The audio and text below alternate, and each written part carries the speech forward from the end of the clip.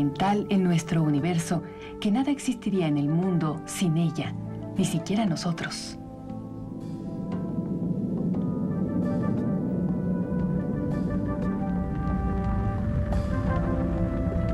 Al principio, los humanos descubrieron el magnetismo como un pequeño milagro, una piedra oscura que atraía el hierro con una fuerza invisible. En una época en que el fuego fue domeñado para hacer herramientas, cuando ya todas las estrellas tenían nombre, aparecía algo verdaderamente mágico. Una roca con mente propia. Era un efecto sin causa. Cuando nació la ciencia, lo hizo en la colonia griega de Melitus, 650 años antes de Cristo, en un jueves por la mañana o algo así. La gente empezó a buscar una explicación lógica para este complejo mundo. Las calamitas, piedra y imán eran parte de esta curiosa complejidad. La calamita es un metal ferroso, un imán natural. Los griegos hallaron depósitos en la provincia de Magnesia, origen del nombre que se le dio. Hipócrates, al tiempo de inventar la medicina, pensó que algo tan raro como la calamita debía ser bueno para algo, así que le atribuyó poderes curativos. En la Edad Media, la calamita era famosa por aumentar la elegancia y el encanto, amén de restaurar la armonía marital.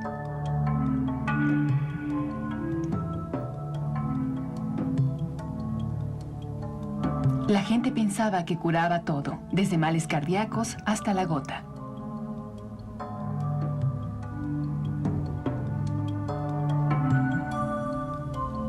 Los marinos hablaban de leyendas de naves hundidas a causa de que las montañas de calamita les extraían los clavos del casco.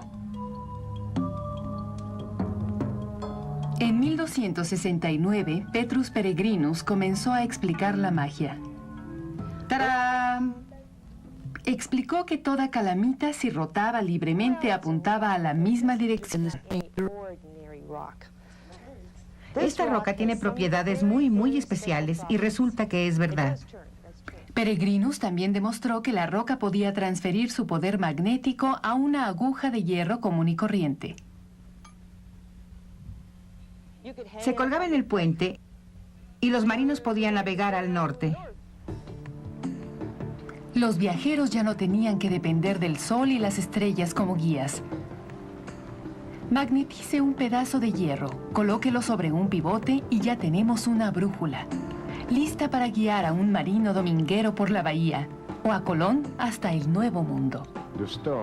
La piedra le reveló a Flavio su amor secreto por el polo, pero este se lo reveló al marino.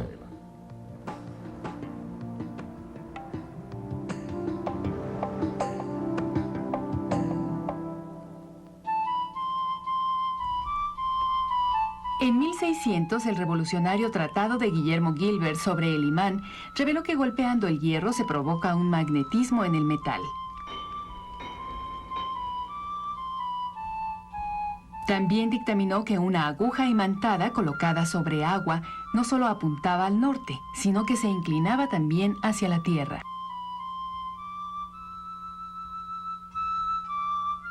La aguja parecía querer alcanzar algo. Para Gilbert, esto significaba que la Tierra tenía un alma magnética. Y estaba en lo cierto. La Tierra en sí es un imán gigantesco.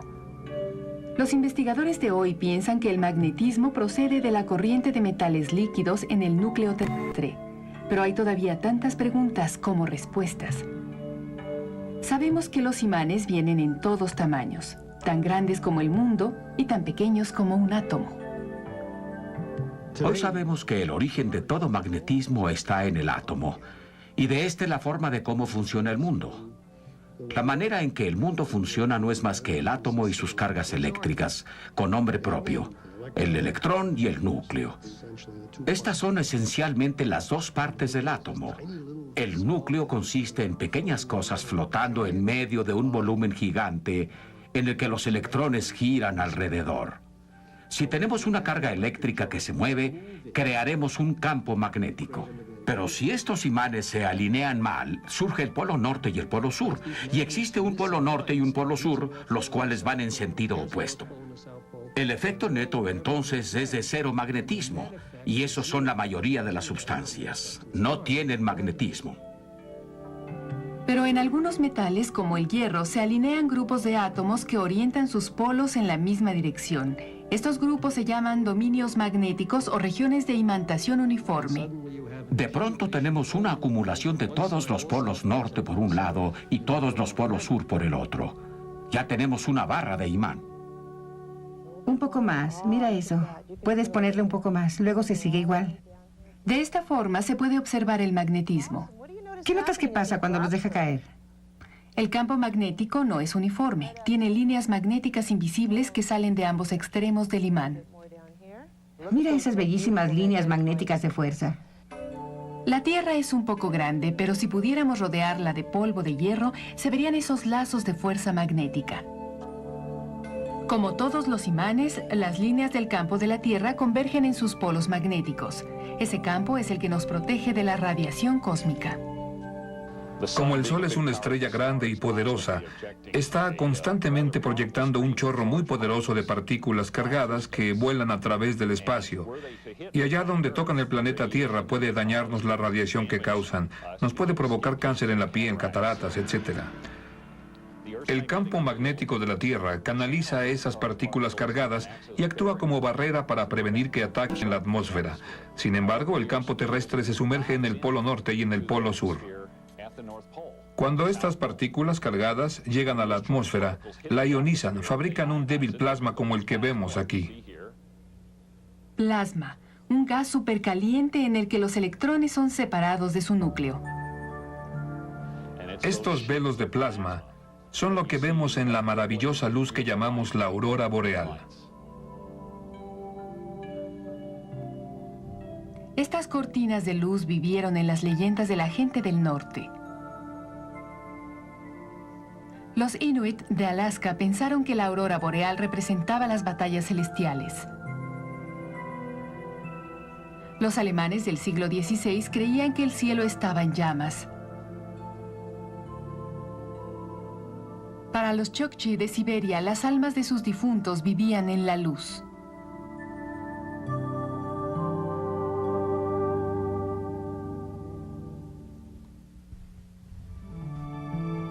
Más al sur, en el calor del Valle de la Muerte, Death Valley, de California, la historia del campo magnético de la Tierra afirma que está encerrado entre capas de roca. Cuando la roca se forma, algunas de sus partículas magnéticas se alinean con el campo magnético del planeta.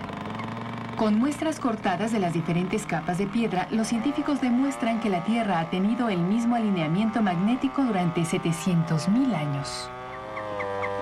Pero al ir una capa más abajo, las rocas revelan que ha habido épocas en que las agujas de las brújulas no habrían apuntado al norte.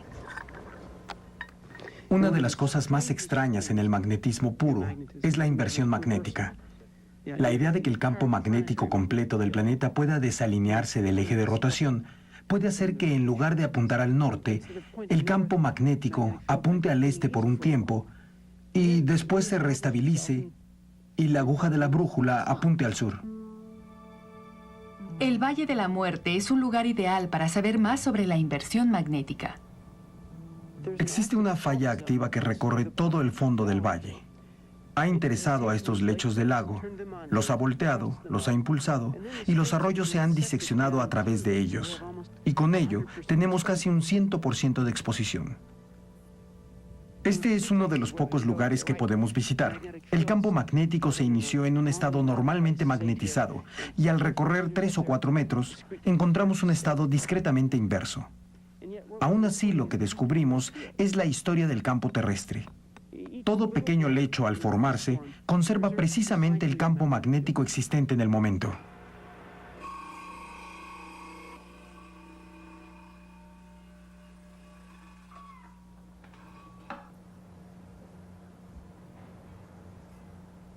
Las muestras del núcleo se analizan en un magnetómetro para determinar la fuerza y dirección del campo magnético. Los investigadores usan esta información para trazar un mapa geomagnético que muestra la historia de las inversiones en el campo de la Tierra. Lejos del Valle de la Muerte hay otros lugares para estudiar el geomagnetismo. Los volcanes. El magma derretido que surge de las cámaras interiores de la Tierra alcanzando grandes alturas. Cuando se enfría, atrapa las huellas no solo del campo magnético de la Tierra, sino de cómo se formaron los continentes. Es el magma líquido que se posiciona, se solidifica y luego se enfría. Estos granos se vuelven magnéticos, pero lo importante es que al hacerlo se encierran en direcciones magnéticas paralelas al campo de la Tierra a la sazón. Bajo la superficie, la lava fría encierra la información magnética al crear un nuevo lecho marino. A través de millones de años, se forma un patrón de líneas que crea la línea del tiempo de la inversión en el campo de la Tierra. Estos patrones le dicen al geólogo que a medida que las nuevas líneas se van formando, los continentes van separándose. Estas observaciones han conducido a un importante avance en la comprensión de cómo funciona la Tierra, la teoría de las placas tectónicas. No hay paralelo en la historia de la ciencia en que una colección de observaciones haya hecho un cambio tal en todo el campo. Quizás la única comprobable que dice que estamos en una revolución en biología, aún con ramificaciones. La revolución de las placas tectónicas fue otra de las cosas en geología que se derivaron del magnetismo. En el lecho marino o en el Valle de la Muerte, las líneas magnéticas también contienen pistas de cuándo se invertirá de nuevo el campo de la Tierra.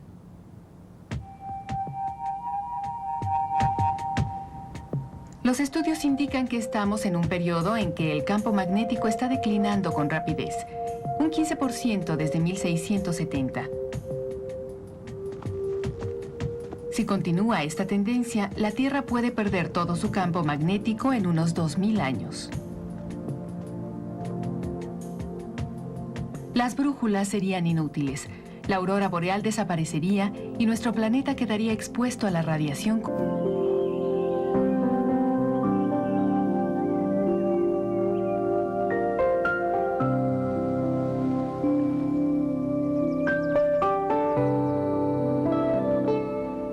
Si observamos a nuestros conciudadanos terrestres, todos parecen saber a dónde van, pero ¿cómo lo saben?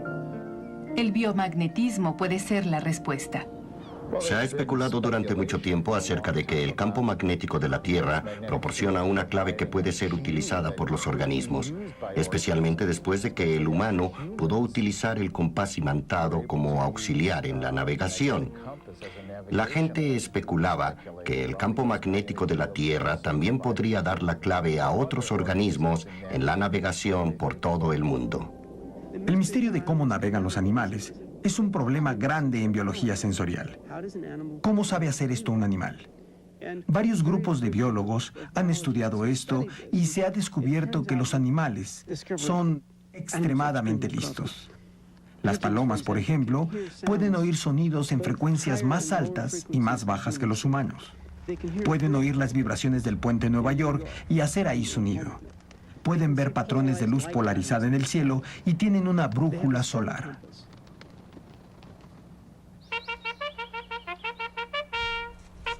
Pero como mensajeras de guerra, las palomas se dirigían a casa sin luz ni puentes que las guiaran.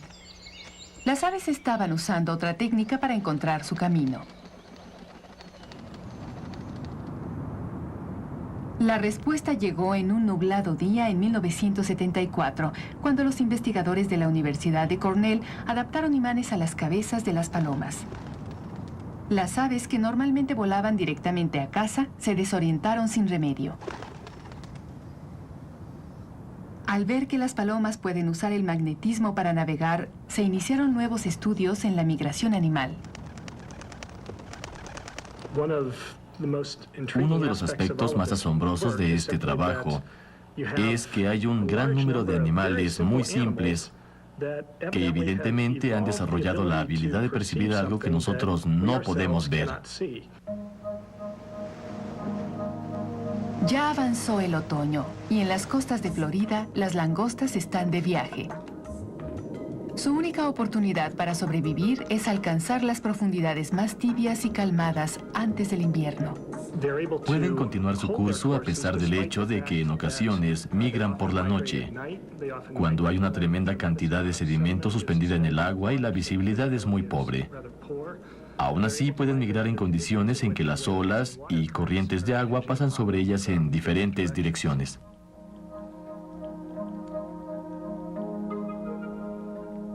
Para averiguar si las langostas tienen un sentido de magnetismo, Ken Lohman adaptó un tanque donde puede controlar el campo magnético. Una vez en el tanque, la langosta suelta se orienta basándose en el campo existente en el tanque. Solo tenemos que esperar a la última langosta. Esta langosta busca el norte. Cambiaremos el campo en 5 segundos. Nada desvía de su curso a la criatura hasta que se invierte la dirección del campo magnético.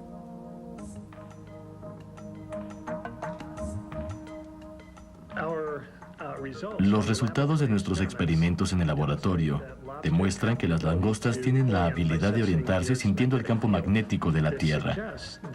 Esto sugiere que pueden guiarse en su migración detectando el campo magnético de la Tierra.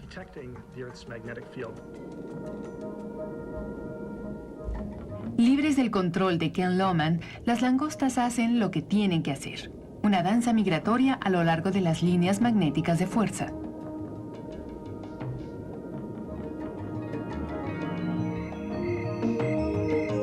La habilidad para detectar campos magnéticos va más allá de las palomas y langostas. Cientos de animales parecen ser sensibles al magnetismo. Este sexto sentido puede ser originado en los minúsculos granos de calamita o magnetita hallados en el cerebro del animal.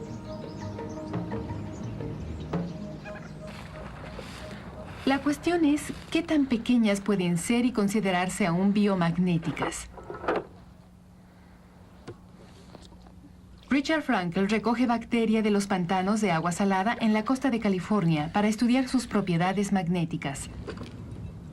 Estas bacterias tienen un problema.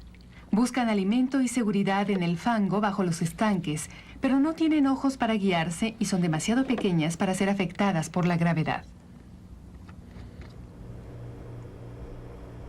Las bacterias son sencillas criaturas unicelulares, pero navegan en la misma forma que Colón lo hizo. Si vemos este monitor, podemos ver las bacterias nadando en las partículas sedimentadas y acumulándose en el borde de la gota, que está más cercana al extremo amarillo de este imán. Ya se han acumulado por un buen rato, y si le doy vuelta al imán, las bacterias nadarán alejándose de la gota. Al contrario de palomas y langostas, podemos ver el localizador interno de dirección en las bacterias. Esta es la imagen de un microscopio de electrones y el organismo amplificado 100.000 veces. La bacteria es un imán viviente. Lo que las bacterias hicieron, o lo que hacen de hecho, lo están haciendo aquí, es fabricar estas partículas de magnetita de dominio único y las alinean en una cadena. Esto forma una aguja de brújula permanente que es suficientemente larga para que al nadar, la bacteria se oriente hacia el campo magnético de la Tierra. ¿Pero se dirige realmente al norte? Realmente no. Está nadando hacia abajo donde está la comida. Funciona exactamente igual al experimento de la aguja flotante. Si este fuera el extremo norte de la aguja de mi brújula interna y si mi flagelo estuviera aquí atrás, si empiezo a nadar hacia adelante, el campo de la Tierra me alineará en una dirección particular y empezaré a nadar hacia abajo y el sedimento. Cuando vemos estas bacterias, observamos esta cadena de partículas que se parece mucho a una espina dorsal que atraviesa la célula. Y hay una correspondencia interesante entre el hecho de que las bacterias pueden mineralizarse, pueden producir un mineral interno, es decir, es lo que nosotros hacemos, eso es lo que son los huesos y los dientes.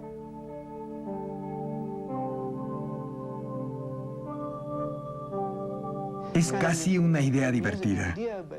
Pero pudiera ser que el sistema esquelético que tenemos en nosotros haya evolucionado en esta bacteria magnética para mantener los imanes en línea. Si ese fuera el caso, sería una conclusión absurda. Y quizá no estaríamos aquí si no fuera por un campo magnético que dirija esta evolución. Si debemos agradecer nuestra espina dorsal a los microbios magnéticos, ¿será posible que también tengamos brújulas internas? Cuando no está escarbando en el Valle de la Muerte, Joe Kirschvink está en su laboratorio diseccionando tejido de cerebro humano en busca de magnetita.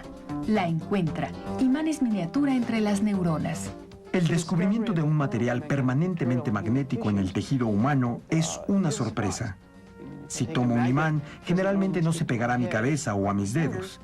Y la presunción es que probablemente no hay nada ferromagnético ahí, pero igual nadie lo ha buscado.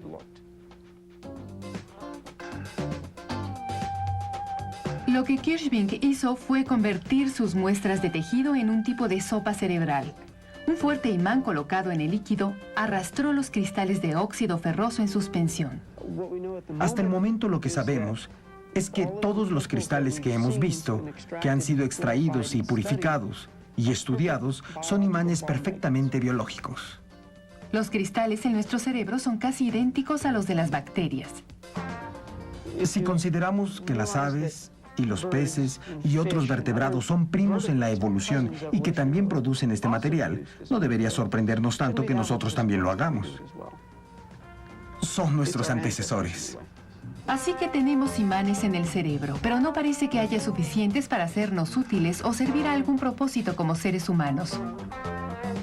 Quizás en un punto lejano de nuestro pasado evolucionario, la habilidad de sentir el campo magnético fue extremadamente importante para nosotros, y dicha importancia pudo reducirse con el tiempo, así como otros sistemas sensoriales se hicieron más y más complejos.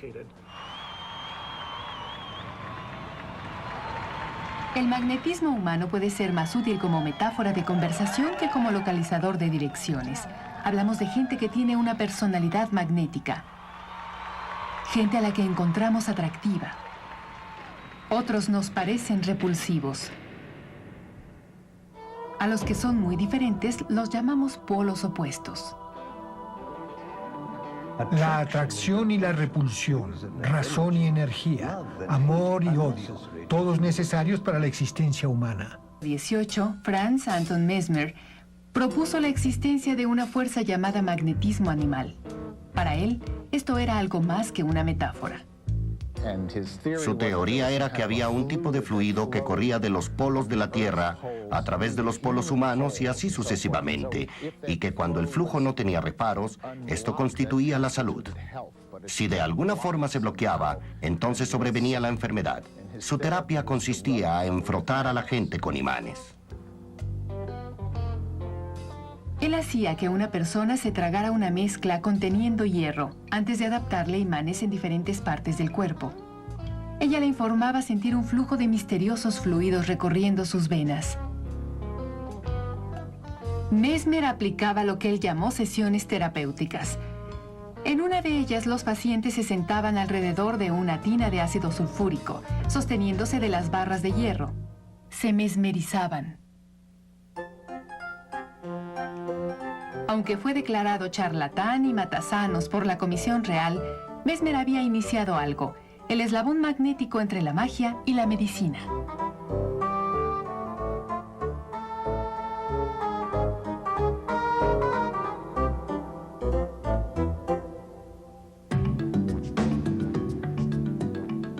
$200 años después llegó un aparato que puso a trabajar al magnetismo para la medicina.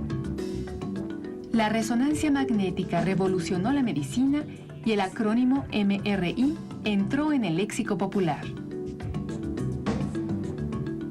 El paciente es bañado en un campo magnético 5000 veces más fuerte que el de la Tierra.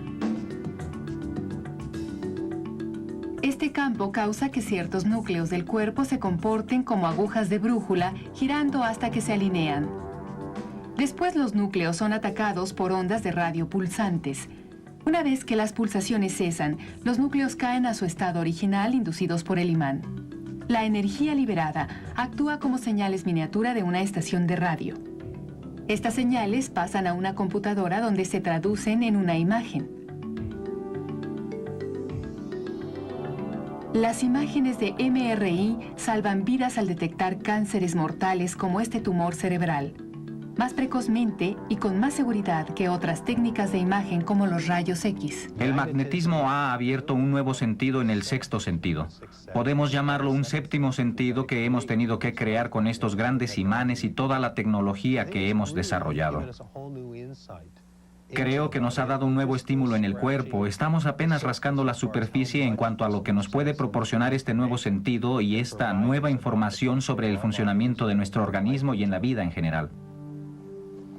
Esta máquina magnética proporciona algo más que imágenes estáticas de realidades cerebrales, tales como la epilepsia y la esquizofrenia. Ya sea para detectar cáncer o para analizar el pensamiento, la resonancia magnética proporciona una ventana magnética a los reinos ocultos del organismo humano.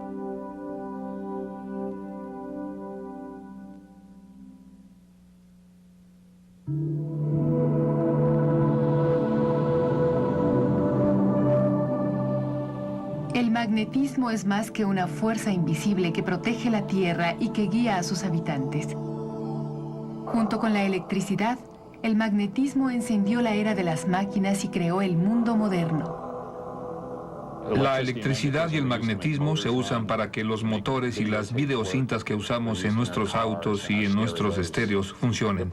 Son parte de nuestro mundo. Si prefieren no enterarse de algo así, entonces se convierte en magia.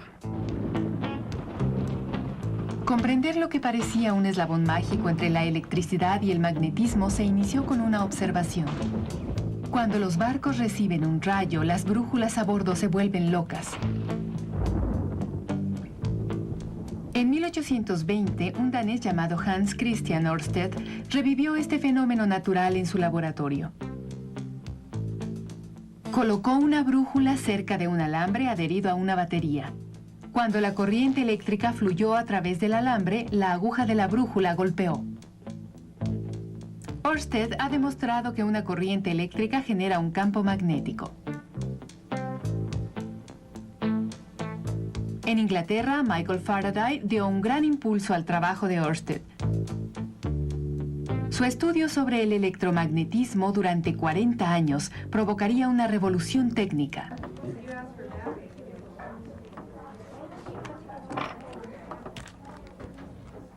Primeramente, Faraday demostró que un alambre colocado cerca de un imán gira cuando una corriente eléctrica fluye a través del alambre.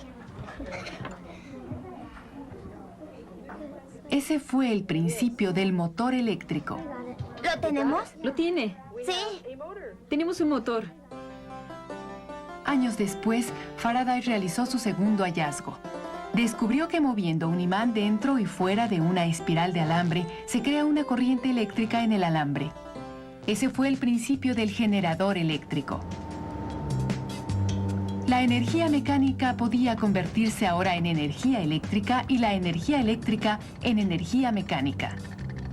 Amanecía un nuevo mundo. El desfile comenzó.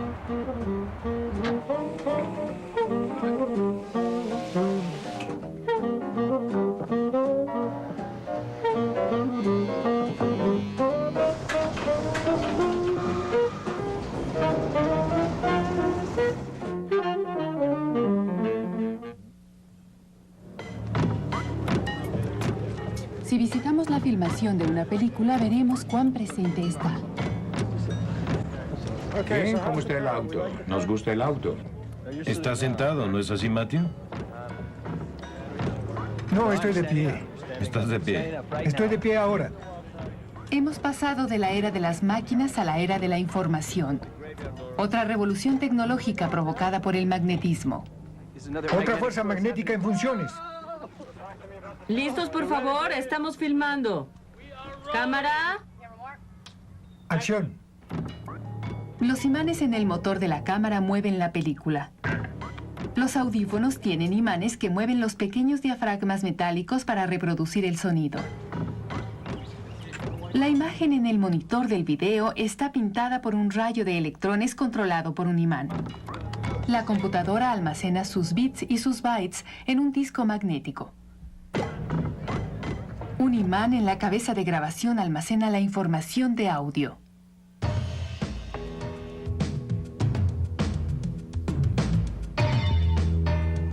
Es interesante reflexionar en el hecho de que una cucharadita de polvo de orín cubriendo el disco flexible y las cintas de vídeo puede almacenar más información que todas las tablas de arcilla del antiguo Egipto.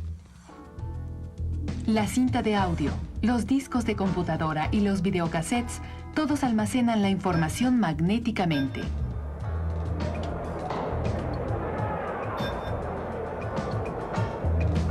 Pero el almacenamiento de información no es la única contribución del magnetismo a la era de la información. Las ondas electromagnéticas nos permiten transmitir esta información al resto del mundo. La función más importante del magnetismo es que puede transportar energía a través del universo. No sentiríamos la radiación del Sol si no hubiera ondas electromagnéticas para transmitirla. Los campos eléctricos y magnéticos que vibran en ángulo recto con relación al otro crean las ondas que transportan las señales de radio y televisión al espacio. Incluso la luz viaja en forma de onda electromagnética. La luz es una vibración donde la parte eléctrica cambiante induce a una parte magnética, que induce la parte eléctrica, que induce la parte magnética. Todo se sigue reinventando saliendo en una línea, y eso es lo que procede del Sol, es el electromagnetismo que nos llega. La fuerza unificada del electromagnetismo que hace que el motor funcione también transporta la luz y energía que mantiene la vida en la Tierra.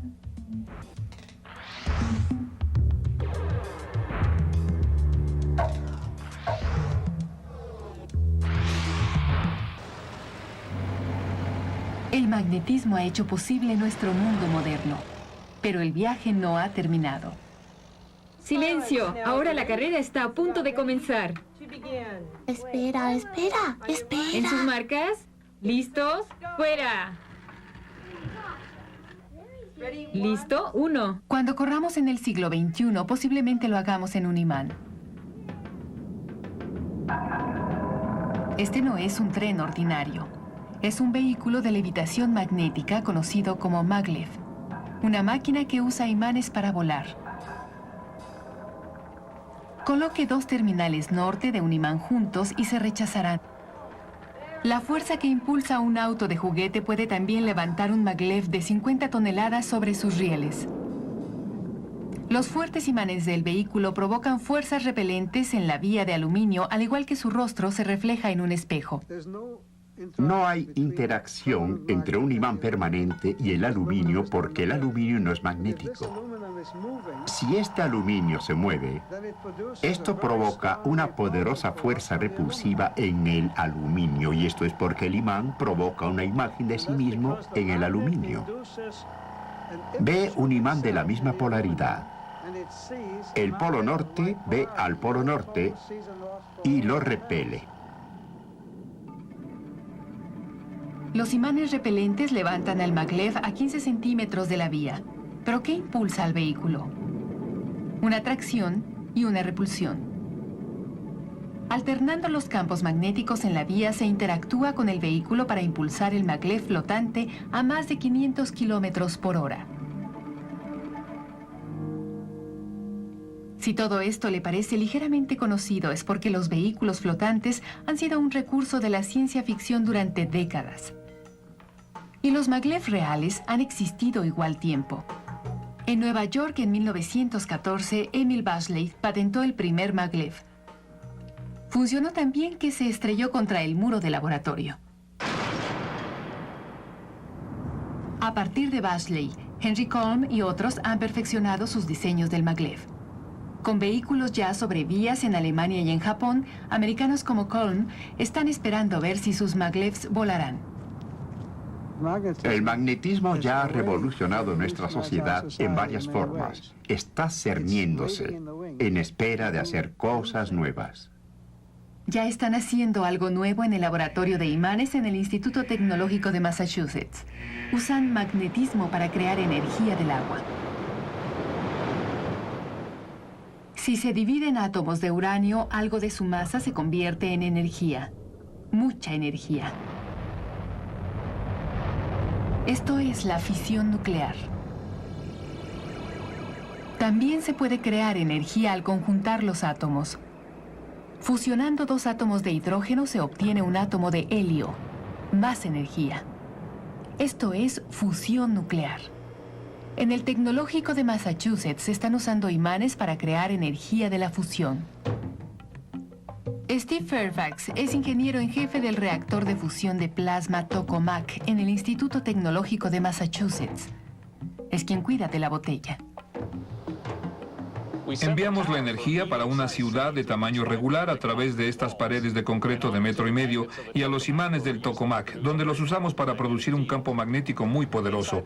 Dentro de Tokamak vamos a calentar un gas a 50 millones de grados. Si el centro solar solo alcanza 15 millones de grados, no hay material en el planeta Tierra que soporte la temperatura de 1 millón siquiera. Hemos usado esta energía para hacer un campo magnético y crear una botella magnética que mantiene el plasma lejos de las paredes de la máquina. En el Instituto Tecnológico usan 56,000 litros de nitrógeno líquido al día para enfriar el electroimán a 350 grados bajo cero. Una vez frío, pueden enviar enormes pulsaciones de energía a través del imán dentro del Tokamak.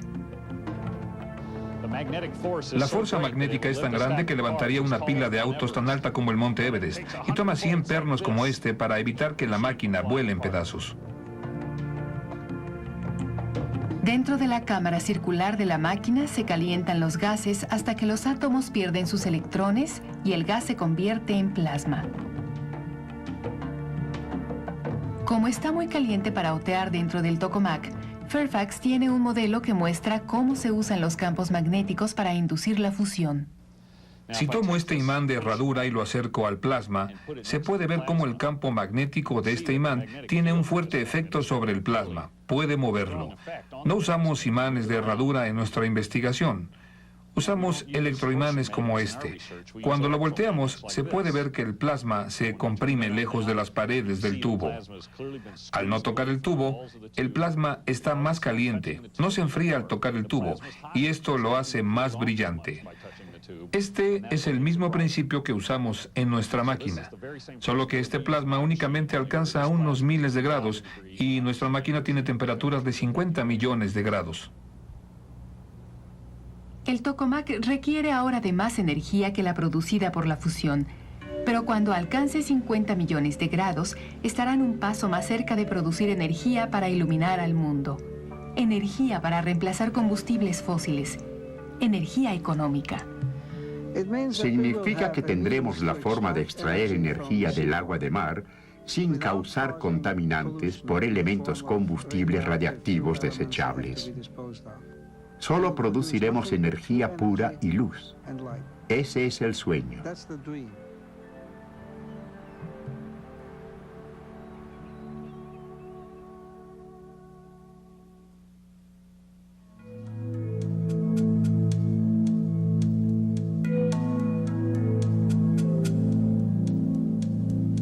Comprender los orígenes del mundo es una de nuestras principales cruzadas. ¿Cómo se formó este elegante y complejo universo?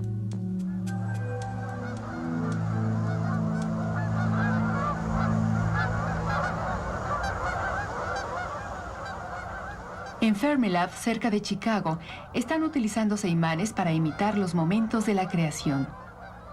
Aquí descubren que el magnetismo no es solo herramienta del hombre. La fuerza electromagnética en sí es la clave para descubrir los misterios de la creación. Si observamos desde la punta de este edificio, vemos un gran círculo de 6.5 kilómetros de circunferencia. Las partículas nadan en el círculo. ¿Qué podría ser lo que hace que vayan por ahí? Les daré 26 oportunidades para que descubran lo que provoca que las partículas vayan en el círculo. Los imanes. Los imanes forman un acelerador circular y expulsan partículas atómicas en una extensión de 6.5 kilómetros, 50.000 veces por segundo.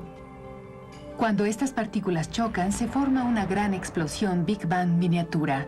Del escombro surge una imagen de cómo se inició el universo. Con la gran explosión pensamos que el mundo era prístino y simple. Una partícula, una fuerza, quizás la fuerza y la partícula eran lo mismo. Y cuando se enfrió el universo, se hizo más complicado. Hoy en nuestro universo solo hay 4 fuerzas fundamentales. La gravedad, que es lo que mantiene a planetas y galaxias en su lugar. La fuerza fuerte mantiene juntos a los núcleos atómicos. La fuerza débil causa la lenta desintegración de los núcleos atómicos. La fuerza electromagnética une a los electrones con los núcleos y ata a los átomos en moléculas. La teoría que uniera las 4 fuerzas representa el santo grial para los físicos. Einstein pasó 30 años de su vida tratando de conectar la gravedad de la fuerza prima que mantiene la Tierra en su órbita alrededor del Sol y hace que las manzanas caigan del árbol y cosas así. Gravedad y electromagnetismo tratando de combinarlos y unificarlos. No tuvo éxito, pero el objetivo de unificación sigue con nosotros.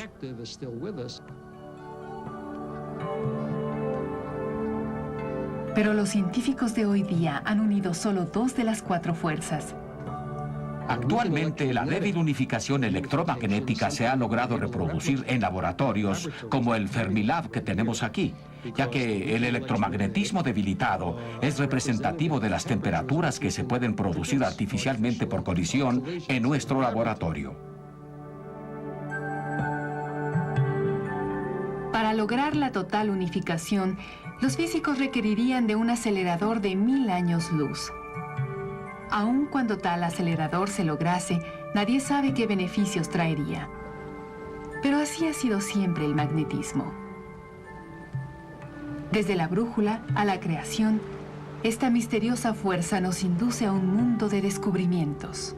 Todo lo que ahora podemos hacer, es decir, cuán importante es para la humanidad conocer el mundo en que vivimos. Vivimos en este mundo. ¿Cómo llegamos aquí? ¿Cuáles fueron los procesos de nuestro origen? ¿Cuál será el futuro del universo? El proceso de saber más sobre el magnetismo creará oportunidades enormes para que los humanos vivan mejor.